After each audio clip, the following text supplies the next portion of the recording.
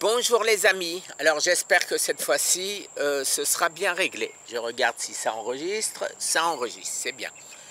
Alors les amis, tous les matins maintenant, je me lève, je vois ma casquette samouraï et ça me rappelle ma mission. Ma mission, vous aider les amis, vous aider à faire comme moi, à savoir vous sauver du cancer. Alors aujourd'hui, dans ma petite balade, et c'est parti, voilà, ma petite balade, alors j'espère que ça ne va pas trop trembler, parce que j'ai mis une extension, hop là, j'ai mis une extension, et j'espère donc que, non, ça a l'air d'aller, on verra bien. Alors, je vais vous parler ce matin de ma compréhension du cancer, ma compréhension de ce qui m'arrive. J'ai passé la nuit, comme d'habitude, à essayer de comprendre, à essayer d'avancer en fonction des scoops à venir, les amis. Alors, oui, envoyez-moi des liens, envoyez-moi des liens de médecins qui pourraient nous aider, qui ont la même vision que nous tous de ce qu'est la santé, de ce qu'est le cancer, maladie métabolique.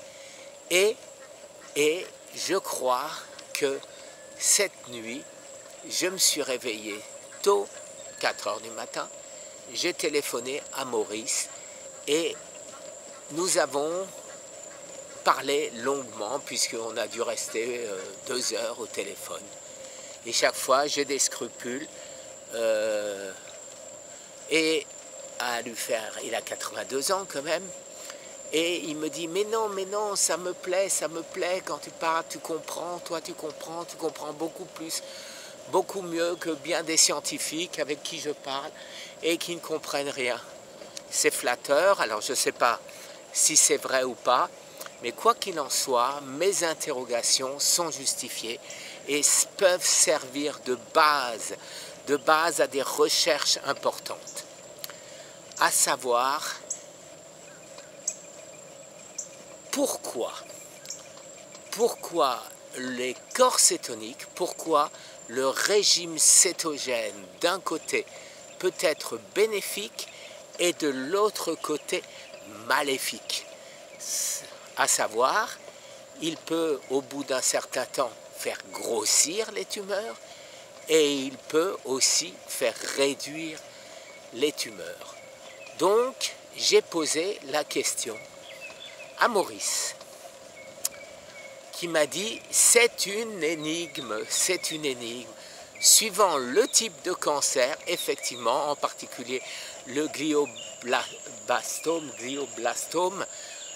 il s'avère que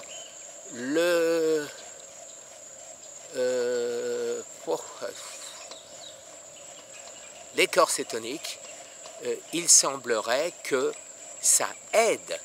Par contre, dans d'autres types de cancer, ça dessert.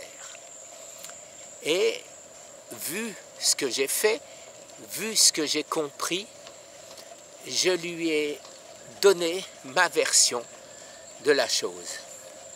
À savoir que je pense qu'il y a corps cétonique et corps cétonique. Les corps cétoniques issus du régime cétogène ne sont pas les corps cétoniques issus du jeûne. Donc, pour faire simple, déjà, en ce qui concerne comment doit-on faire pour ne pas risquer d'avoir les méchants corps cétoniques, si je peux parler comme ça, il suffirait, à mon avis, de suivre le conseil d'Eric Berg, à savoir, vous faites OMAD, vous mangez une fois par jour, pas plus, bien sûr régime cétogène, et en plus de ça, vous faites au moins, allez, une fois tous les 15 jours, une fois tous les 10 jours, une fois toutes les semaines, si vous êtes courageux, un jeûne de 3 jours. À ce moment-là, à mon avis, je ne parle que par expérience, bien sûr, vous n'avez que les bons corps cétoniques. Maintenant, trouvons une explication. Une explication. Et bien l'explication, je pense, qu'elle est dans ce qu'on appelle l'épigénétique. En effet, vous avez peut-être remarqué, vous êtes nombreux à me l'avoir dit, que mes cheveux redeviennent gris, alors qu'ils étaient blancs, mais vraiment blancs. Il suffit pour ça, je vais vous mettre 2 liens de mes photos avant le cancer et de mes photos pendant le cancer. Et vous allez voir que mes photos pendant le cancer, eh bien, effectivement, il y a une différence de couleur, que de plus en plus mes cheveux grisonnent. Alors, comment expliquer ça? Eh bien, vous savez ce que c'est que les gènes fétales et les gènes adultes. Je ne sais pas si vous savez, mais en fait, quand on est tous avec des gènes fétales, fœtus, et au fur et à mesure qu'on grandit, ces gènes s'éteignent au profit des gènes adultes. Or, quand le gène adulte a muté, qu'est-ce qui se passe? Eh bien, le gène fœtal s'est éteint, et donc ça engendre une maladie, et très souvent maladie grave. Et que font les corps cétoniques? Les corps cétoniques empêchent tout simplement ou réveillent, suivant le cas, les gènes fétales de s'éteindre. De ce fait, où nous n'avons plus, au lieu de n'avoir plus de gènes, ben, nous avons les gènes fétales qui se réveillent. Gène fétal qui se réveille, ça veut dire que mes cheveux reprennent de la couleur. Donc, ma compréhension du cancer, c'est que quand on réveille des gènes fétales, on inhibe SCOT. Parce que pourquoi, dans le cas contraire, serais-je encore vivant? Alors bien sûr, je prends mon thé vert, je prends tous les inhibiteurs de SCOT possibles et imaginables que je connais, mais de manière naturelle, aucun médicament pour l'instant, puisqu'on ne sait pas quelle est l'incidence de ces médicaments sur le cancer, sur l'homme, mélangé à d'autres choses, donc ça, ce sera le travail des chercheurs. Mais la piste actuelle de l'épigénétique me semble primordiale, parce que là, nous avons vraiment une piste, et une piste prouvée. Je ne sais pas si vous vous rappelez la vidéo que j'ai faite avec une charmante dame qui avait un métier exemplaire, à savoir, elle aidait les réfugiés politiques qui avaient été torturés, malmenés dans leurs états épouvantables. Et elle-même avait ses cheveux, elle aussi, qui noircissaient à nouveau. Et elle disait, elle ne savait pas pourquoi, mais elle savait que, bon, c'était bien évidemment un bon signe, un signe de rajeunissement. Alors, à cet effet, je vais envoyer mes conclusions à Walter Longo, à Los Angeles, de manière à ce qu'il nous dise ce qu'il en pense, et éventuellement qu'il m'interroge, qu'il comprenne ce que j'ai fait. Mais quoi qu'il en soit, tous les médecins, tous les oncologues de la Terre, j'aimerais qu'ils comprennent l'épigénétique, à savoir que les gènes sont transformés par notre métabolisme et que le cancer n'est pas une maladie génétique, c'est une maladie métabolique. Et ça, c'est de plus en plus clair au fur et à mesure de l'avancement des recherches, bien évidemment pas que les miennes, surtout celles des professeurs, des chercheurs. Mais c'est extraordinaire parce que je suis, il faut bien le dire, un exemple vivant de tout ça. Alors, mon conseil aujourd'hui, parce que c'est ça qui est important, les causes, c'est pour les chercheurs. Mais vous, malades, vous avez besoin de solutions immédiates, surtout si vous êtes dans le cas où j'étais, c'est-à-dire condamné à mort. Il faut bien appeler un chat, condamné à mort par la médecine allopathique. Il y a effectivement des solutions, et ces solutions, je viens de les dire en premier, c'est le jeûne. Alors si vous n'avez pas le courage de jeûner énormément, faites au moins un seul repas par jour, les amis. Faites de temps à autre un petit jeûne un peu plus important, c'est-à-dire une fois par semaine ou une fois tous les 15 jours. Ne mangez pas 2 ou 3 jours de suite. Et si maintenant vous êtes trop maigre, vous avez peur d'être trop maigre, eh bien qu'est-ce que vous faites? Le jour où vous mangez, le midi par exemple, eh bien qu'est-ce que vous faites? C'est facile, vous mangez ce qui fait grossir, bien évidemment. Pas de la purée de pommes de terre, ni des pâtes, etc.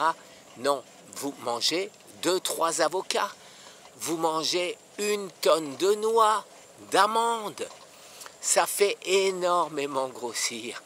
Vous mangez des mûres, vous savez que je ne mange pratiquement que ça, en plus des crucifères, de tous les légumes crus, depuis maintenant 1 an et demi. Alors, ce que je peux vous dire, c'est que j'ai regrossi, et vous le savez, j'ai repris pratiquement 10 kilos. 10 kilos, mais à cause de quoi? Parce que j'ai envie de manger quand je recommence à manger. Et alors qu'est-ce que je fais? Je prends mon paquet de noix. Et mon paquet de noix, je ne vais pas dire qu'il y passe, hein, parce qu'ici, on est aux États-Unis, il y a 3 pounds. Ça fait 1,5 kg dans le paquet de noix. Mais bon, j'en prends bien 200-300 grammes, c'est-à-dire beaucoup trop, sachant qu'il y a à peu près 200 calories pour 100 grammes. Alors, les noix de pécan, les amandes, en plus un petit peu d'amandes amères, hein, on ne sait jamais si ça marche. Et en plus, bien sûr, tous mes nutriments, tous les nutriments. Ne faisons pas confiance. Le nombre de médecins qui le disent, si vous avez regardé les liens que je vous ai mis hier, qui expliquent que dans les légumes d'aujourd'hui, il n'y a plus rien par rapport à ce que nos parents avaient. Par exemple, une pomme représente même pas, je crois que c'est 20% des oligo-éléments qu'une pomme avait à ma naissance, c'est-à-dire aux environs de 1950. Non, c'est pas vrai, je suis né en 52. Et pour tous les autres légumes, c'est pareil. Donc, il faut s'alimenter. Il faut prendre des nutriments. Contrairement aux médecins que j'ai suivis pendant plus d'1 an et que j'ai abandonné, vu qu'ils ne voulaient pas qu'il ne voulait pas changer sa manière de faire. J'ai abandonné effectivement quand je me suis rendu compte que ça engendrait des morts. Alors ça, bien évidemment, je n'ai pas pu accepter. Alors, qu'est-ce qu'on a fait là encore, les amis? Qu'est-ce qu'on a fait? Avec Patrick, on s'est mis dans la tête de développer ce qu'on appelle le traitement naturel, ce que j'appelle moi la thérapie naturelle. Alors c'est quoi? C'est ce qui existait déjà, qui avait été inventé par Maurice Israël, c'est-à-dire Garcinia cambogia et acide lipoïque, ce que préconisait et préconise toujours Laurent, mais ça ne suffit pas. Ça ne suffit pas, ça prolonge un peu, suivant les cas, suivant le type de cancer, mais à un moment, boum, eh ben, ça ne marche plus. Donc, on a développé, ou plutôt Patrick a développé, j'ai donné mes idées, mais comme vous le savez, je ne suis qu'un mourant qui n'est pas mort, alors que Patrick est un naturopathe éclairé, pourrais-je dire, et il s'est fait aider de biochimistes comme M. Baudiman, Gwenaël Baudiman, qui est allé même jusqu'à développer pour nous des nouvelles médications, pas médications puisque c'est des traitements naturels. Et aujourd'hui, eh ben, ceci existe et nous ne lui rendons pas l'appareil, les amis. Il ne faut pas qu'à cause de nous, pour avoir voulu nous aider, qu'il soit maintenant dans le caca. Alors, il nous a fait des prix, il nous a fait des produits très intéressants pour nous cancéreux, et nous ne les achetons pas. Alors pour lui, c'est dramatique, puisqu'il s'attendait bien sûr à ce que nous nous ruions dessus, et ce n'est pas le cas. Et donc, je vous demande, les amis, je mettrai les liens, je demanderai à Patrick de nous mettre tous les liens, je vous demande d'aller acheter ces produits, d'autant plus que nous avons un code particulier qui nous permet d'obtenir des prix extrêmement intéressants, beaucoup plus intéressants que ceux de la concurrence pour des produits très souvent meilleurs. Alors, c'est la moindre des choses, Je tiens à préciser ce que Patrick m'a demandé de préciser et que M. Baudiman a précisé dans la vidéo qu'il a faite avec Patrick, qu'il n'y a pas 1 centime pour Patrick, ni pour moi, évidemment. Voilà, que ce soit extrêmement clair, on n'est pas des revendeurs et on ne touche pas de commission. Notre but est beaucoup plus noble, à savoir sauver les gens du cancer. Alors, vous le savez, je parle, je roule en même temps, donc je ne sais pas trop ce que je fais, je ne sais pas ce que j'ai déjà dit, ce que je n'ai pas dit, mais ça n'a pas d'importance, puisque même si je redis la même chose, c'est important à ce que ça nous rentre à tous dans la tête. Alors oui, les amis, je pense avoir compris comment fonctionne le cancer. Je pense avoir compris que notre corps, notre métabolisme modifie nos gènes. Que dans certains cas, les gènes qui sont modifiés sont favorables et dans d'autres cas ne sont pas favorables. Mais la piste devient de plus en plus claire. Alors, à mon avis, je me posais la question de savoir, y a-t-il deux types de corps cétoniques, les bons et les mauvais? Bonne question, mais je ne pense pas. Je pense qu'il y a des corps cétoniques qui réveillent, je l'ai déjà dit, mais c'est pas grave, les gènes qui se sont éteints. Et donc à ce moment-là, eh ben, les gènes qui se sont éteints se remettent en route, grâce au corps cétonique donc, et compensent les gènes qui sont déformés et qui n'ont plus aucune activité et qui sont éteints. Ce qui empêche la maladie et ce qui fait que mes cheveux noircissent à nouveau. Alors maintenant, je le répète encore une fois, règle d'or, une fois par jour, on ne mange pas plus. De temps à autre, un petit jeûne, on se supplémente. Alors tout ce que je vous dis là, eh ben, Thomas Seyfried le dit, Eric Berg le dit, Curtet le dit. Je vous ai mis d'autres liens et je n'ai pas en tête les noms. Toutes ces personnes le disent, l'ont constaté, et le nombre de médecins américains qui le disent n'arrête pas de grimper, les amis. N'arrête pas de grimper. Je ne sais même pas où je vais. Bon, c'est pas grave. Hein. L'essentiel, c'est de rouler. Et j'espère que ce sera supportable pour vous, les amis. Alors, quoi de neuf? Donc, je vous ai parlé de Baudiment. Je vous ai parlé du fait qu'il faut absolument trouver des médecins qui nous aident. Le 13, vous le savez, il y aura un grand changement.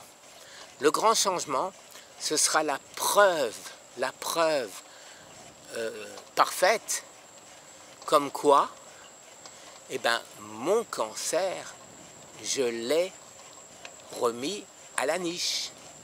Je vous ai déjà expliqué à de nombreuses reprises que le cancer, il ne vient pas par hasard.